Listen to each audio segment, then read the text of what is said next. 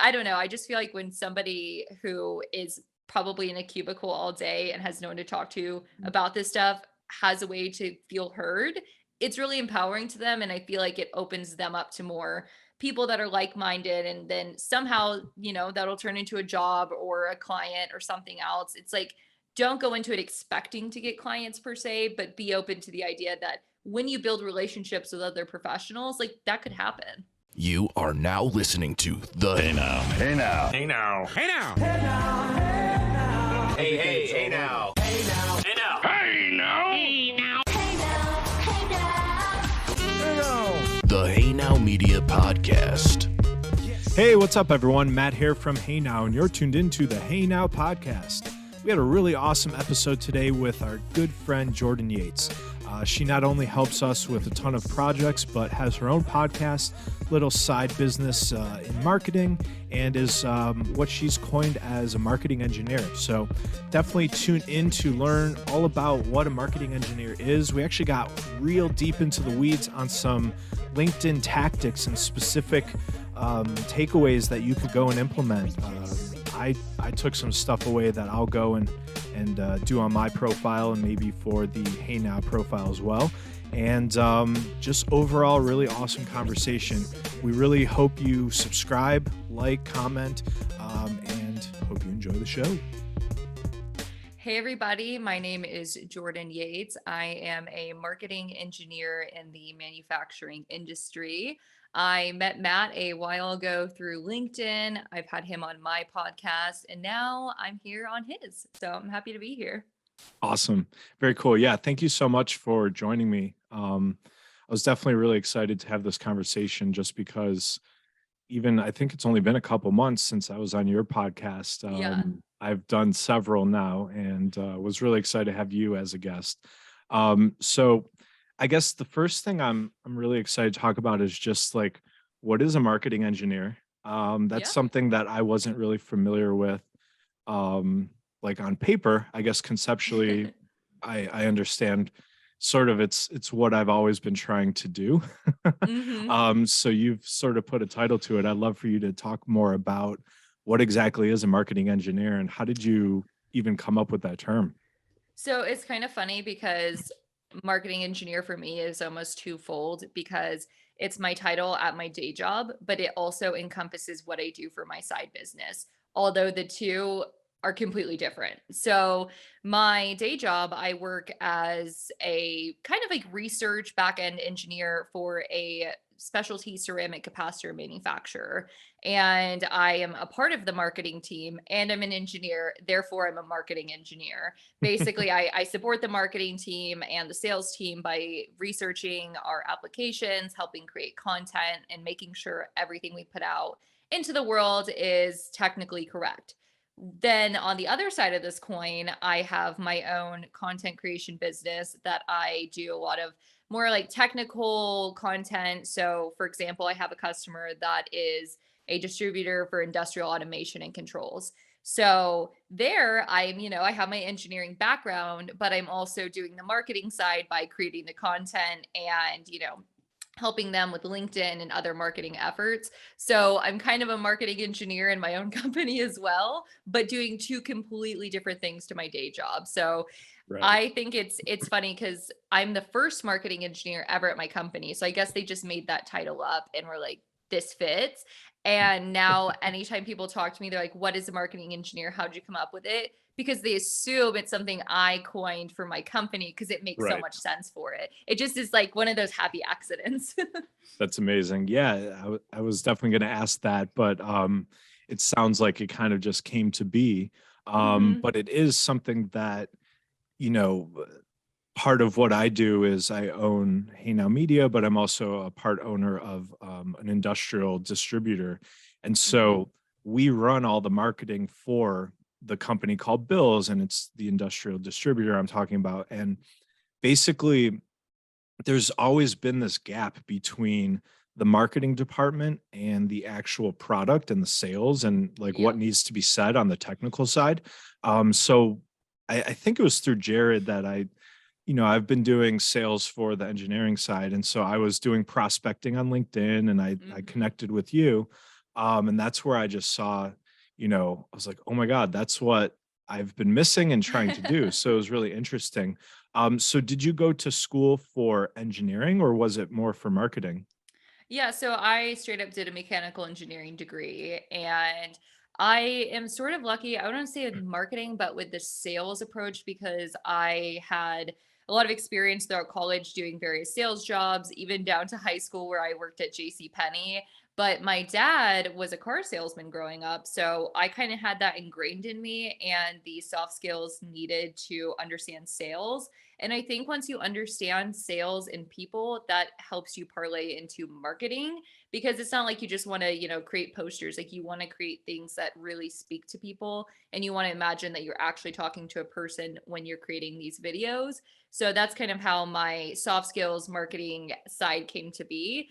That and just a lot of trial and error and sort of necessity and just like making things happen. But no, as for my actual degree and what I studied, it was fully technical in engineering. Sure.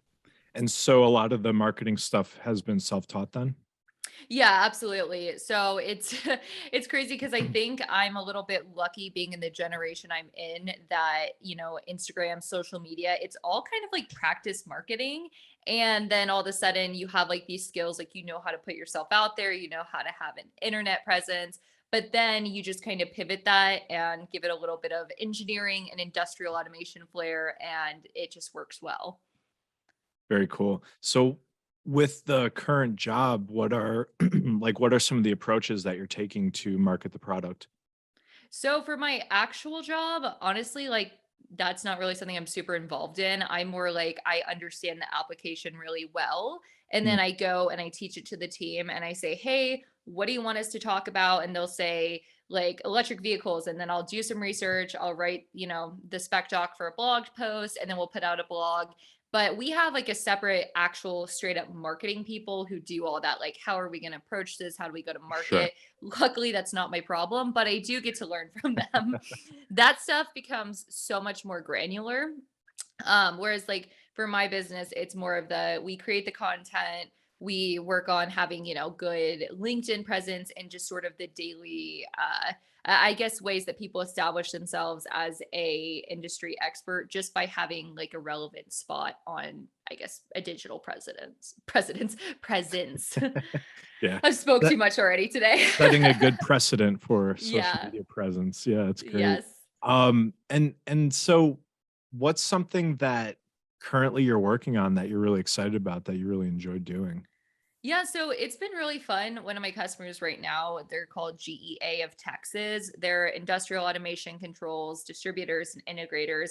And they're actually the competitor to the company I used to work for, which, if you know my story with my old company, you'll know just how sweet it is. But the cool thing is they sell all the lines I used to sell. So like Yaskawa drives, Omron PLCs, and vision systems. So going in there to a customer like that, where I'm already an expert on their products, has made creating the content so fun. And I've also got to like re up my relationship with all the old vendors and, be in contact with them. So it's like my old social circle of this network came back to life. And so it's been very fun creating content with them. And they're all just very open minded and excited about, making the videos. Half of them are like, why are we doing it? And the other half are like, what can we do next? So it's definitely been interesting, but I feel like I got lucky to have my first bigger customer be in like really in my wheelhouse of knowledge. Sure. And is that something you face often where people are just like it seems like you're leveraging video and video content and podcasting Mhm. to run the marketing and help these companies. Um, what are you saying to people who don't really understand the value in it? And is that even a challenge that you're facing?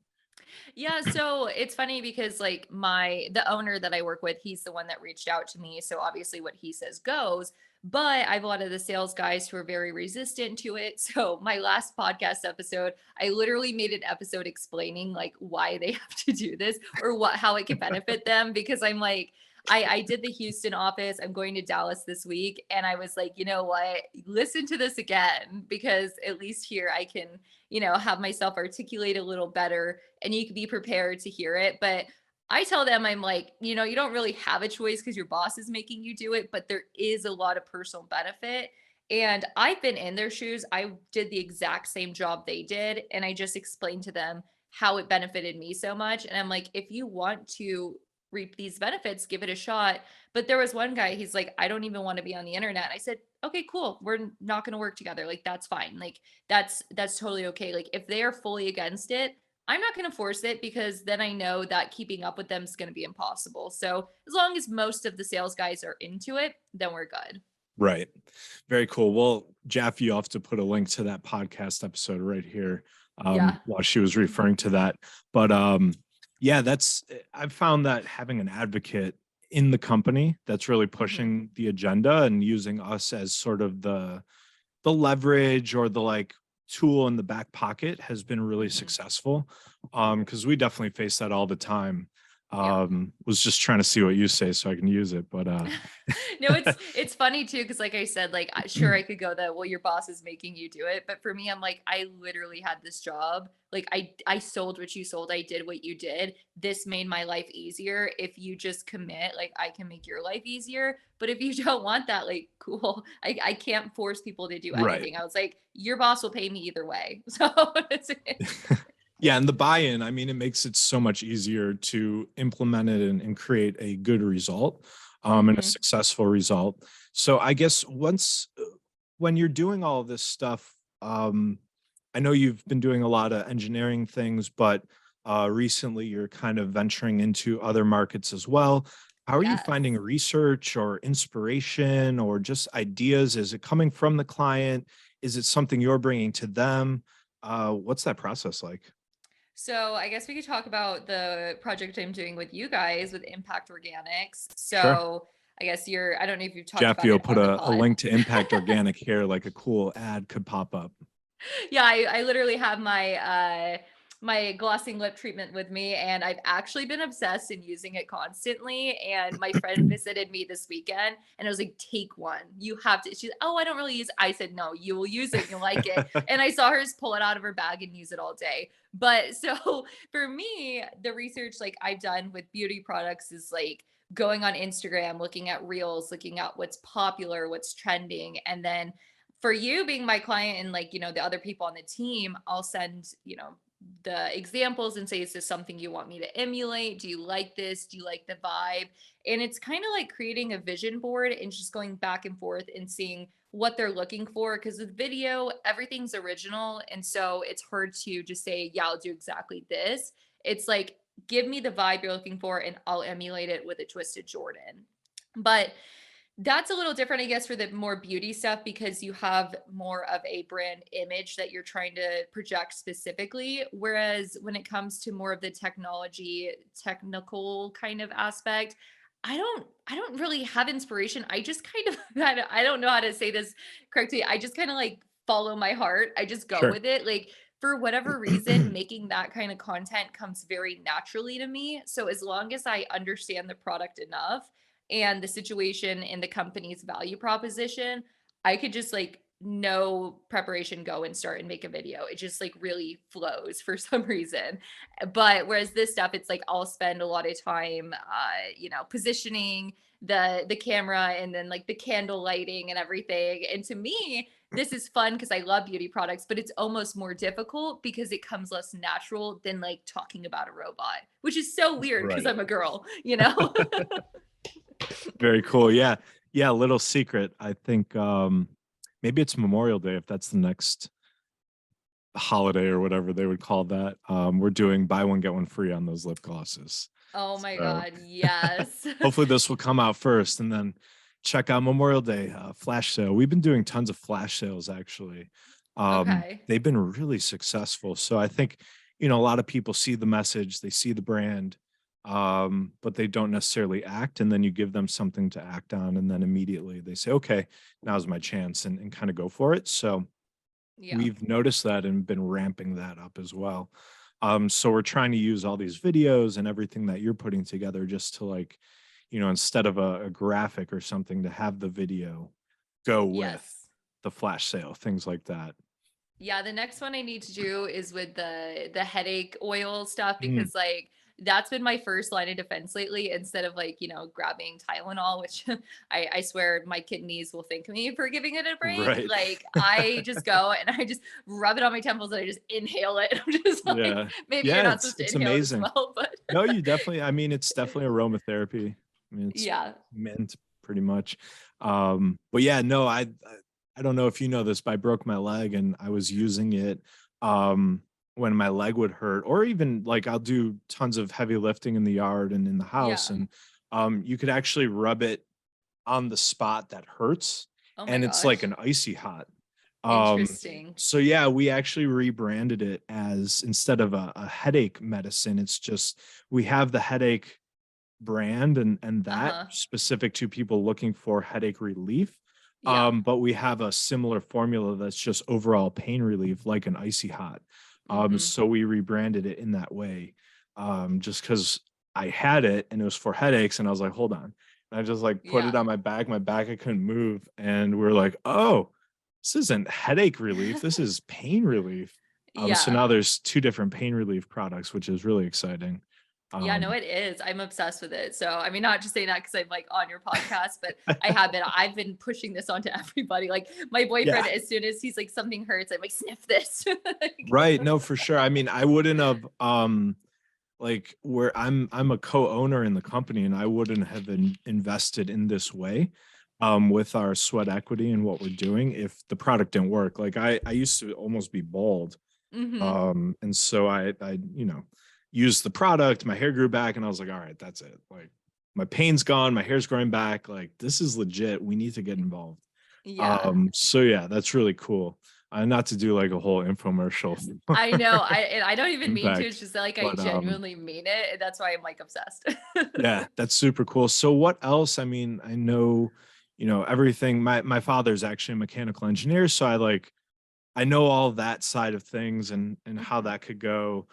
We've talked a lot about the cosmetics and makeup and things like that before. What are some other things you're into and that you're involved with?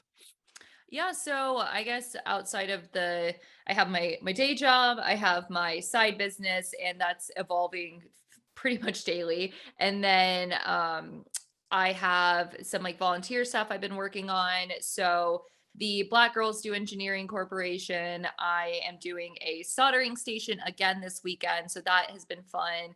I kind of like randomly emceed for them a few months back, and then that parlayed into them having a STEM day. And I was like, hey, I want to teach the girls to solder. And they said yes. And then we had all this leftover equipment. And so then they asked me this time, like they came to me rather than me being like, let me help. And so they're finally coming to me and being like, can you teach these girls to solder again? So I have that coming this Saturday. So that's been a fun, like extracurricular I guess activity of like parlaying, teaching and like doing something helpful, because sometimes I forget to be like a bit more charitable. Sometimes I feel like taking care of my dogs and boyfriend is like charity enough. And then Yeah, I'm just right. like, oh, I guess I should put a little more good out into the world. So that's been like a fun opportunity there. And I've been getting pretty involved with that. That's So I have awesome. that coming up this week. It's going to be a busy week. Very cool. Um, and getting back into the engineering stuff, is that, I know your dad was into cars and that, but where, like, how did you wind up in that field? Um, it's really like not super deep. It was more like I grew up very like, I guess, didn't have a lot of money, and it was always like I craved financial stability, and I was pretty like good at every subject. Like I had like a perfect GPA, so it was like I Oh could have wow. really gone for anything. I mean, high school to me was like simple, but college on the other hand, good god, that kicked my butt. So it was kind of like, what can I do that can make me money the fastest and be done the fastest so I could stop being poor? That was my mindset. And my brother-in-law was working as a flowback operator in the oil and gas industry. And he would come home and tell us about how he works with all these petroleum engineers. They don't do anything. They get paid over six figures. And I was like, that is the job I want. So I was like, I'm going to be a petroleum engineer. But I didn't study petroleum because I wanted to have a safer degree that I could do other industries as well. Right. And thank God, because when I graduated in 2020, I like major downturn was no oil and gas jobs. So started in the industrial automation industry, and then I kind of became like an influencer in it. So I think I'm just gonna like stick with it. But recently I got asked to be a podcast host for an oil and gas podcast. So that will bring me back into the industry enough. So I'm excited about that. That'll start in a couple months. Sure. Very cool. And was where did you go to school?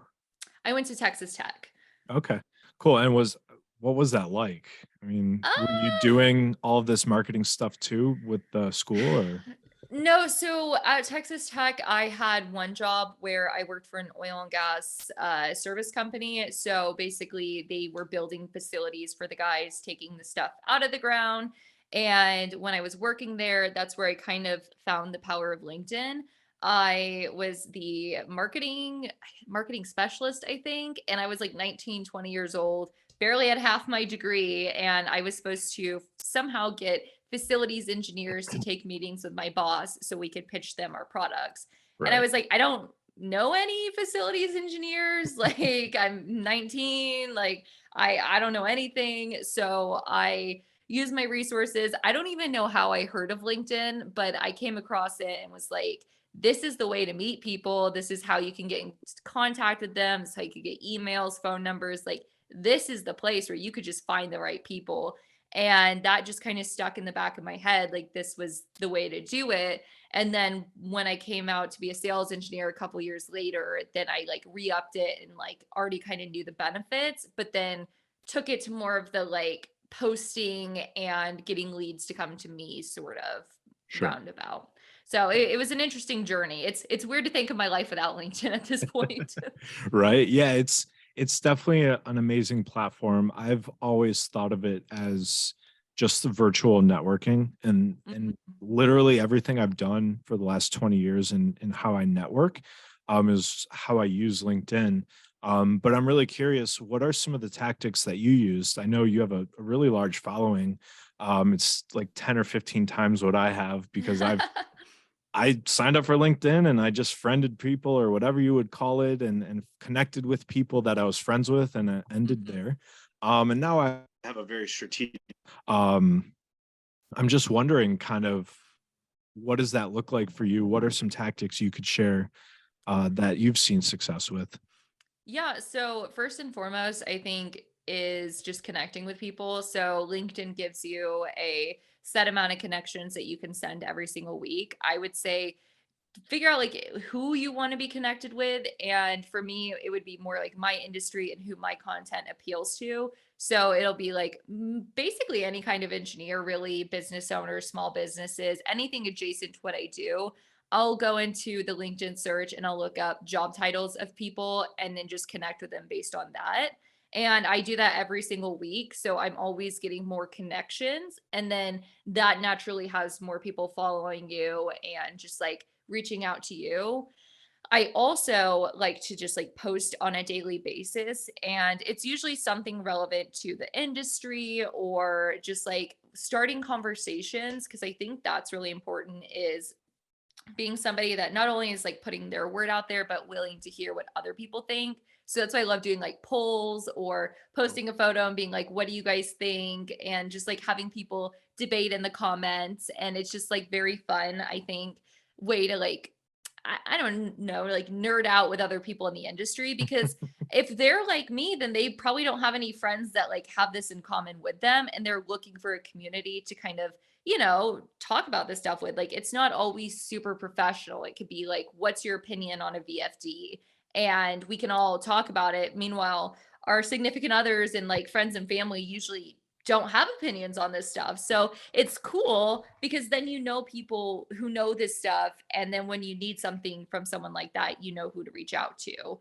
And just kind of like being consistent, starting conversations, and just being myself. Like, I don't try to come off a certain way. I just come off as Jordan and see whoever enjoys me will stay and whoever won't will, I don't know, troll me and then I'll block them. So Right. Sure. Yeah, yeah. that's a really interesting way to look at it too, because I've never really thought of it that way, where I'm using LinkedIn to engage in conversations that I don't get to engage in. Most of my friends where I live are like doctors and therapists and kind of boring. Sorry, guys. Yeah. But like, I'm like, I see a commercial or like I see like a cool logo and I'm just like, oh my Hmm. God, like, dude, check out this. Did you see the new Yeti newsletter? And people are like, dude, like what is that? Or then you get into bills and it's like literally mechanical engineering, like you're talking about, and Yeah. it's like no one will talk to anyone about that. Like my dad and I, like I'm the only person that'll listen to him about this stuff. Yeah. Um, and so it's a really interesting concept to build a community of LinkedIn followers that you can Hmm. engage with on a topic that really you don't have any other outlet in. Yeah. It's almost like a meetup.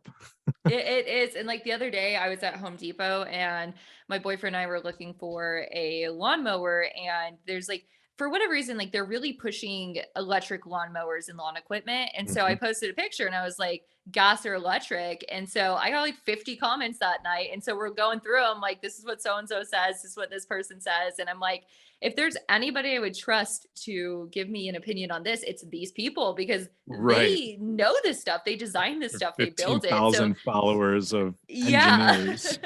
exactly. So it's so cool that it just even things like that. And I don't know. I just feel like when somebody who is probably in a cubicle all day and has no one to talk to about this stuff has a way to feel heard, it's really empowering to them. And I feel like it opens them up to more people that are like-minded, and then somehow that'll turn into a job or a client or something else. It's like, don't go into it expecting to get clients per se, but be open to the idea that when you build relationships with other professionals, like that could happen. Right. And I guess real quick before I ask my actual question, what was the consensus on the electric versus gas? Because I did see that poll. I didn't vote. Um, Yeah, so I would say a lot of people were like, use electric if you have like a standard battery pack that you use between all of your different sort of, I guess, like drills and saws yeah. and things like that. But like, it's better if you have a small yard.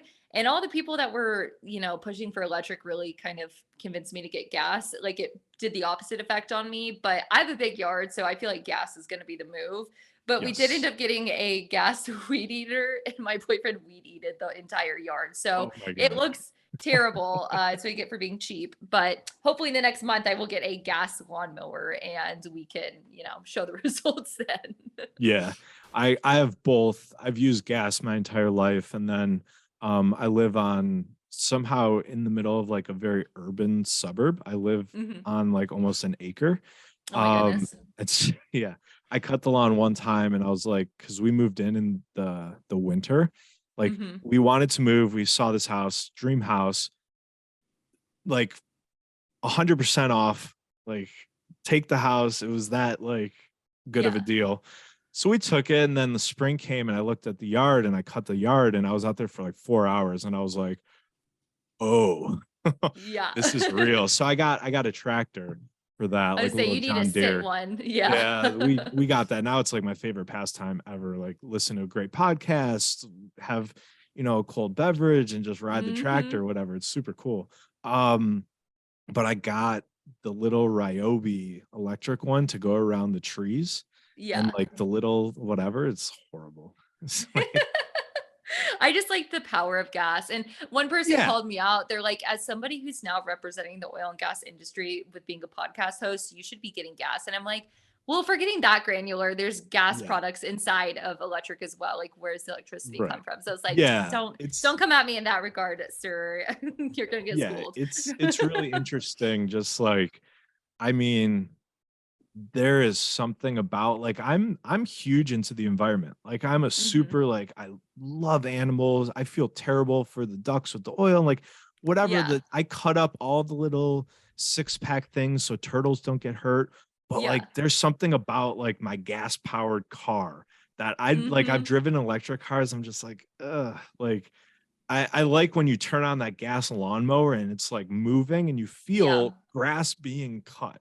It's Hmm. cool. it feels right. And like, I mean, I'm talking to an engineer, so like you get Yeah. it. Like Maybe my one day, like electric will be better, but like it's still so new that it's just not impressing me. And when you're gonna yeah, spend $500, like I'm gonna want to like it, and I don't want yeah, to like have to deal with all the learning curve that they're going through. Like I'd rather wait until all those people figure it out and make it better, right. then I'll Well, you consider it. 100%. And you see, I think it's Lamborghini maybe that put in the fake revving and the Oh my gas. God, that sounds like so accurate. Yeah. Um, I can't imagine. I wonder how real that is and how authentic that might be. Who knows? Um, so yeah. So, anyways, I was going to ask as far as like LinkedIn strategy goes, are you finding it's really interesting what you're saying? It's like leading me down two paths of where I would go strategically. One Hmm. is like, okay, they're at work all day, provide them better content and better research than what they're already finding. So if they're an application engineer, they're working on sensors, here's an even better article than what you're already finding. Hmm.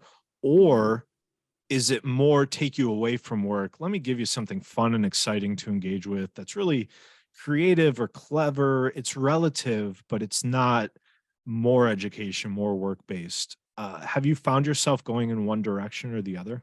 Definitely the latter of the two, because I would say my content that I create is definitely more like fun, but you still learn a little bit, but it's not like extremely educational. I would say it's more like the segue of associating yourself or my clients with their product to where if they want to get more technical, that's when they reach out to you. So I do more of a associative selling technique than I do like the education based one, because it's kind of hard to do the education based one in engineering without boring people. And that's like my whole brand is trying to be more like the fun and relatable side to where my mom could watch these videos and still enjoy them, even though she wouldn't understand what these things are doing. I Right. think the educational side is pretty well covered. It's just not really something that I want to spend time doing because it's just so much lengthier and like more extensive. Right. And I guess with going down that route, do you have a specific goal in mind for this audience, or are you just looking to build community? Like, are you trying to then get them to go to the podcast? And is it just proof of concept of I could post fun things, I could create videos, Hmm. I have podcasts. Like, what is your sort of objective in executing these? Yeah, so when I was starting like my podcast and my YouTube channel back up, a lot of it was proof of concept. Plus, it was like the things I was doing were things I enjoyed. So, like the soldering, I enjoyed it, but it was also in a way a proof of concept of look, I can make this weirdly technical thing kind of fun and quirky and like enjoyable to watch. And then, same thing with the podcast is like, it just kind of adds in more of the human element to everything and gives me more of that like hey, here's the technical stuff, here's the technical person, but here's like the more human side to it, not the numbers or the the demo video or something. It's like let's Right. talk more about our personal struggles and like things we're doing within it, because it's more of like a passion, the I guess the podcast, because it is more of like helping people feel less alone. And it's the only thing I'm not really monetizing right now because I do like that it is just like a feel good kind of thing. It's not like any ads, no agendas being pushed. It's just like, hey, here's me, here's my guest, here's stuff we want to talk about. So Right. that's why I've just kind of decided to leave that like non-monetized. So I'd rather have like, 1 to 200 listeners an episode that just really feel like I'm speaking to them and just that it's wholesome. And if it, becomes monetized, that's cool, but it's just not something I'm pushing right now. Right. No, that makes sense just to continue to provide that value. And I mean, that's kind of what we've found ourselves doing, that instead of monetizing the podcast, you're monetizing yourself and offering hosting other Hmm. podcasts, which Exactly. that's been my number one barrier to getting the podcast content and information that I need. Because every time. I mean, we could have had dozens of clients, but we didn't because they didn't want to be on camera. They didn't know how to communicate the information, to create the content with us. And there Hmm. was always this gap where now going and interviewing people is very easy. and recording that turns into dozens of content pieces that, you know, it's a really interesting thing that I don't think people even realize they're looking for. But once they see it, they're like, oh, I want that. Um, Exactly. Yeah, Very and that's why cool. like people will hear like one of my episodes and be like, I want something like that, but not as long. And so it is a good proof of, abilities and, just for them to see kind of what your range is and get to know me better before working with me. And so I've enjoyed that aspect to it for sure. Right. And are you driving people out of LinkedIn to some sort of website, a form, like a lead capture? Or is everyone like contacting you directly through LinkedIn and everything's kind of managed through LinkedIn? It's mostly through LinkedIn just because LinkedIn kind of suppresses you pushing things out. So in my LinkedIn bio, I have links to like my YouTube channel, my website, all that kind of stuff. But mostly I get most of my customers through messaging me on LinkedIn or they'll get my email from LinkedIn and reach out to me there. But luckily, I've had so much organic, like someone wants a video, they just reach out where I have never been out and said, I make videos, like I'm looking for customers. Like it's been so like they come to me and so I don't really have much of a process of like, if they want to sign up a forum to do this and that, like they usually just reach out because I think I've given myself a casual enough presence to where they feel comfortable with that. Like my website has the ability to like book some time with me, but people don't usually do that. I've had one person do it and like I don't even really utilize my website much. It's more just like LinkedIn is where everyone is for my world. So honestly, like I try to do things beyond it, but then I get overwhelmed and I'm doing well enough with LinkedIn. I'm just like, let well enough be, you know? Yeah, absolutely. So basically, if you have an article, you're posting it directly in platform and driving people Yeah. there. Hmm. Is there an opportunity to post your videos and podcasts directly in LinkedIn, or is that something you're sending people out of platform Yeah. for? So for my videos that I make, I'll post some of them, like the entire video in LinkedIn, or I'll post like a few seconds of it and then say if you want to watch the whole one, like go to my YouTube channel. But whenever I do post like the actual link to the video, like it definitely performs way under, but I still like to do that so they do have that link because not everyone's proficient in going to someone's page, clicking the link and Right. learn more. So yeah, I'll do both. I'll just spread it out. Interesting. So, do you find yourself reposting and sharing a lot of things, or is everything pretty much original content?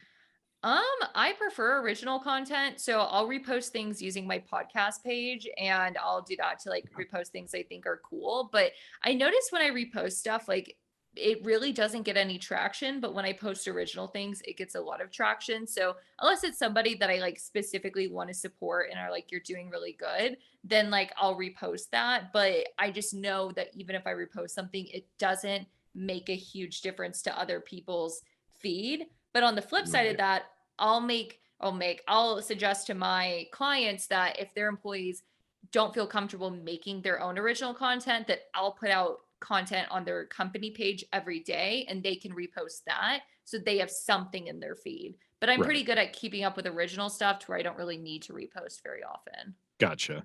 So, for someone like me that I have multiple businesses and I'm wanting to share all the things that I've done with each business, the algorithm might not favor me reposting from Hey Now or Bills versus me uploading that content originally to my own platform. Is that correct? Yeah, that's what I've noticed. Okay. Yeah, that's interesting because I mean it's content that I'm creating. So instead of giving it to my staff and posting on Hey Nows, I could post it on my own, or I could do both, I guess. Um, Hmm. that's really helpful. Are there other tips and tricks and little things that I mean you can only figure out through kind of doing it and figuring it out, just trial and error, I guess? Yeah, I guess it's just kind of like finding your voice is interesting. A lot of people stop themselves before even trying because they're like, I don't know what to say. I don't know how I'm going to come off. And it's just like, I think you really do just have to go through the trial and error. You can only prep so much and like find so many good hacks before you just realize like you just have to post, see how people react, see how you feel about it, and then just keep doing it. I'll say polls get a lot of traction. I love posting a poll. People like giving their opinions. It's easy, and for whatever reason, those just will like get a lot of impressions. So I think those are good to do. I think photos are great, videos are great. I think all the content is great. Just lean into your strengths and then just I don't know, follow people that are posting regularly and learn from them and just like keep practicing. Sure. And was the only strategy in growing your following just connecting with people within the industry you want to target, and then they would just accept and sort of connect back with you, and now you have this many connections?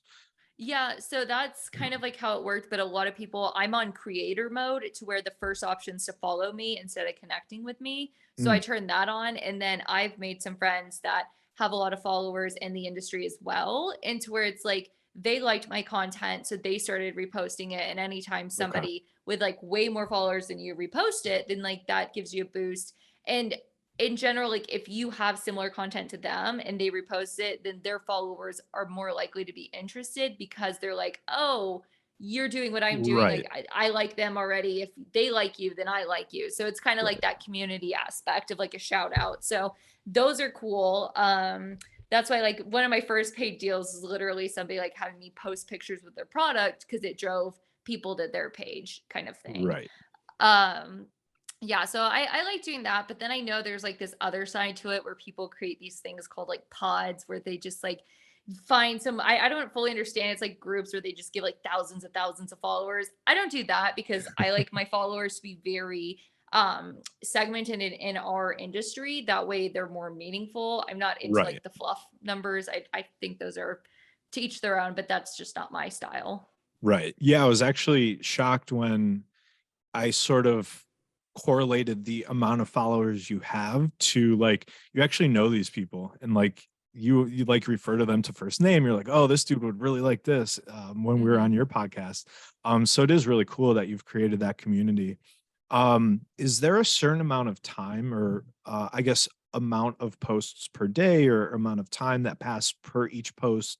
I guess the cadence of posting that you've seen really successful. Like a huge question I get all the time is how much should I post? And I don't know Mhm. if you've sort of found a nice happy medium. I would just say no more than once a day because your second post will never do as good as your first. So like if you're going to post something or even repost something, like I would say just pick one a day that you would prefer to do and then pace it out. I don't think you need to post every day. I try to post at least Monday through Friday just cuz that's kind of what my followers have come to expect. So I don't want to disappoint them, but I would say like maybe at least 2 to 3 times a week, but you'll get more engagement by engaging with other people's posts. So commenting, liking, messaging, things like that will boost you as well. It's not all about original content. Sure. Very cool. Um, curious, what like different equipment are you using? Do you have cameras? Do you have lights? Is there a specific backdrop you've started using? I've always been curious as I started doing this, like, oh, I wonder what Jordan's using.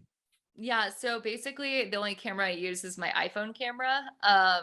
I have two lights that I got from Amazon and they're just like studio lights. I got them for like $80 for both of them. And I'll use those like at my at-home videos and I'll take them to my customers because they collapse really easily. When I record podcasts, I'll use like the Samsung Q2U microphone. But other than that's kind of it. I did recently get like wheels so I can make my tripod a rolling tripod. Mm, So I haven't even tried that out yet, but I'm going to try that out this week. I also got some wireless microphones I'm going to give a try to. Like honestly the iPhone catches audio pretty well, but as right. I'm getting into more loud environments, I want to try to get better audio quality. So I'm going to experiment with that this week and then I'll post a review if it goes well. But it's basically all just on my iPhone for the most part. Like Sure. it's you'd be Which surprised iPhone how do you much have? the newest one, the 14 Pro Okay. Max. So Yeah. it's like it's worth it for me. Like I just get too overwhelmed trying to pick like a fancy camera. And so these cameras are so similar to all the, fancy ones. It's like it's good enough and it's easy to airdrop it to my computer and then edit from there. And my whole thing is trying to make it relatable so it doesn't need to be super high quality or fancy and then showing customers hey this is something you could do yourself too. Right. And what wireless mics are you looking into? The DJI ones, I just got those. They came in Amazon today, so I was Oh, actually playing with nice. those beforehand. They seem to have good quality. I'm still trying to understand how to interface with them, but hopefully it'll make a big difference. I almost hope they don't work so I can return them because they were expensive, but I do want them to work because, they would increase my quality a little bit. Sure. Yeah, we I just bought Rode wireless Okay, yeah. ones. And they've actually been incredible Mhm. because they record a backup on the receiver, but it also you plug it right into your phone, record on your phone. You can record right into your computer. Um, but yeah, we've been using the iPhones. It's been the best like look and feel so far outside of like Yep, getting into like high end cameras and really really expensive ones that you just don't need for a podcast. Um, exactly. and then I guess, yeah, the only thing I don't like about them was the like transmitter is Yeah. really big and bulky, and so like it looked kind of silly. Yeah. Trying to figure that out. Yeah, it's interesting learning curve, and I think, one of my things with my brand is the whole like relatability aspect. That's why I've kind of stuck with like my iPhone quality level. But also, if Right. I'm being honest, like I just don't want to have to learn how to use a fancy camera, and then like there's so much more that comes with that, and then like all the different files that you have to save. Like at least everything goes straight to my iCloud, and then it's super easy to download it onto my computer, and like the interface, it's just I'm used to it. And until I get a customer, it's like, this isn't good enough. Like, I have somebody I could refer them to if they want really quality video, Well, but right. I just don't think like that's something I want to learn how to do right now. It's just too overwhelming. It almost seems like not what you want, also. Yeah, exactly. It's like that kind of takes away the feel. I don't want it to feel overproduced. And there's Right. nothing wrong with people who have that level of production. That's just not what my customer base looks for. And so like I'm just going to stick with what I got and see how it works, and it's working well, so no complaints. Awesome. Very cool. Um, Well, that's really all I wanted to talk about today. Um, I know there's plenty more to discuss, but um, we can definitely book more time. But I don't want to bore people. I know, um, so sometimes I'm like, how long should I talk for before I people know, stop right? listening? Yeah, there's always that moment where you're like, that was good. Yeah. Okay. um, so yeah, I guess is there anything you'd want to plug? Anything coming up for you that you're excited about? We got a great editor here. I'm looking at the camera. I'm going to give to him. He'll make some really cool stuff for you here at the end. Feel free to plug anything you'd like. Yeah, I mean, I guess if you want to listen to my podcast, if you like listening to me talk, it's the Failing For You podcast.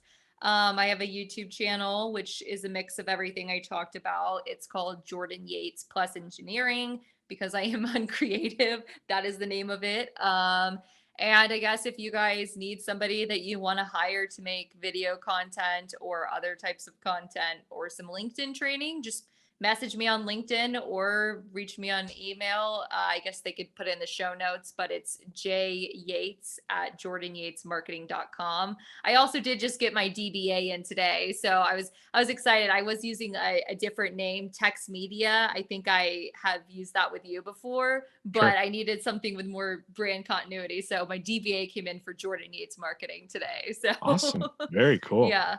But Well, yeah, that's I guess very just exciting. connect with me on LinkedIn, and that's where all the action happens. Very cool. Well, thank you so much. It was really great seeing you, and Yeah, definitely excited to talk to you again soon. absolutely. Thanks. All right. I'll see you later. Bye.